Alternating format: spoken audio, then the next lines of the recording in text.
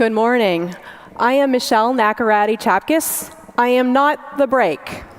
As you know, we're running a few minutes behind schedule, so please bear with us. And this will keep us on track so that you all can get lunch in a fairly timely manner. I'm Executive Director of Women for a Healthy Environment, a nonprofit that educates the community about environmental risks that impact human health. And we advocate for solutions that better improve the health of all communities. We have a distinguished panel this morning that will address creating a green and healthy environment. What does that mean? I believe, as I'm sure each of you do, that it's a place where we can freely live, work, learn, and play without the threat of environmental harm to our health.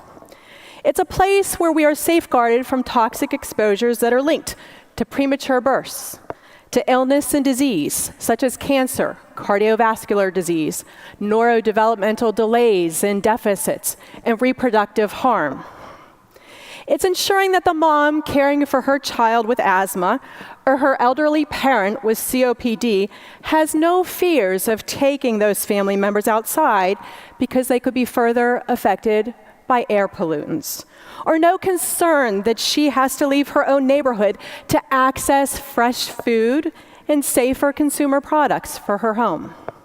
It's assurance that our health outcomes are not defined by the zip code in which we live, and that all community members are treated equitably and engaged in meaningful conversations, regardless of race, national origin, in terms of sexual orientation, in terms of incomes. A green and healthy environment is one in which we all have the ability to breathe clean air and drink pure water. It's one in which our children are most vulnerable, have the ability to grow and thrive in an environment that is free of toxic chemicals, including those chemicals that are persistent and bioaccumulative, and that not only harm us, but also impact our environment. Further, a green and healthy environment is one in which we all have access to a safe place where we can enjoy the beauty and the benefits of getting outdoors. It's a sustainable community, one that is accessible by all and fosters innovation to ensure a region that doesn't bear the burden and ultimate health consequences of what such threats are as climate change. In Pittsburgh, like so many states across the country, we are confronted with issues such as lead in our built environment from water, paint, and dust. As we sat here this morning, I received an email from a school asking for assistance because they didn't have access to fresh water. We have a region that ranks in the top 2% for cancer risk in the US due to our air pollution. Our asthma rates in children are among the highest in the nation. And further, we have the burden of environmental health risks associated with what has been described as economic progress for our region. So what are the factors, the influences, the components of creating this green and healthy environment? We'll hear more about that this morning, but I believe that this answer lies within all of us. Communities willing to be imaginative, to be thoughtful, to be empathetic, and to take a holistic approach to improving the health of its citizens. It's an opportunity for inclusion and engagement.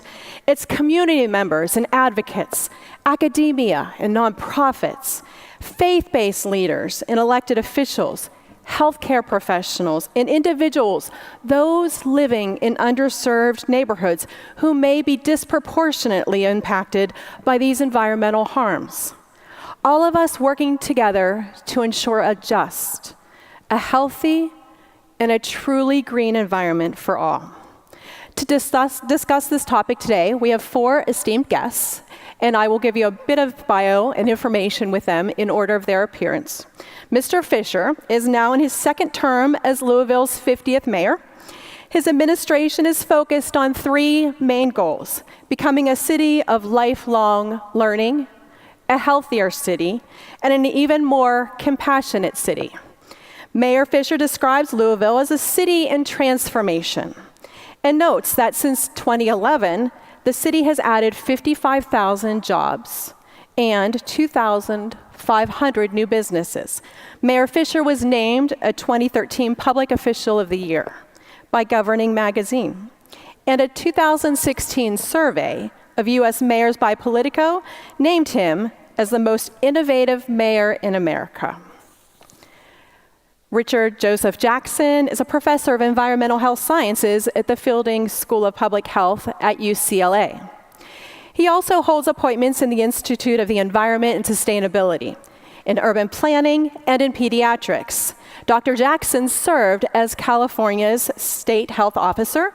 He is a recipient of the John Hines Award for National Leadership in the Environment and the Sedgwick Medal, the highest medal of the American Public Health Association. He is an elected member of the National Academy of Medicine and of the National Academy of Sciences. Latasha D. Mays is a nationally recognized leader in the field of reproductive justice, human rights, and leadership for women and girls of color. Latasha is the founder and the executive director of New Voices for Reproductive Justice. She was recently appointed to the Pennsylvania Governor's Advisory Commission on African American Affairs. Ms. Mays has received numerous honors, including the 2016 Coro Center for Civic Leadership Martin Luther King Jr. Distinguished Alumni Award, and the 2016 Community Health Services Community Ally Award. And last but not least is Mr. Tim Dugan, the founder of Phronesis, a highly collaborative and nimble landscape architecture, planning, and urban design firm focused entirely on creating sustainable infrastructure and community systems and places.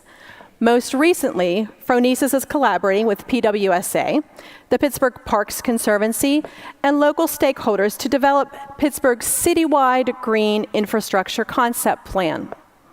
Tim has managed over 200 LEED Platinum certified projects with his previous role as Director of Innovations for the Make It Right Foundation. Mr. Dugan was named 2012 Game Changers for Metropolis Magazine for his ambitious experiments in landscape design.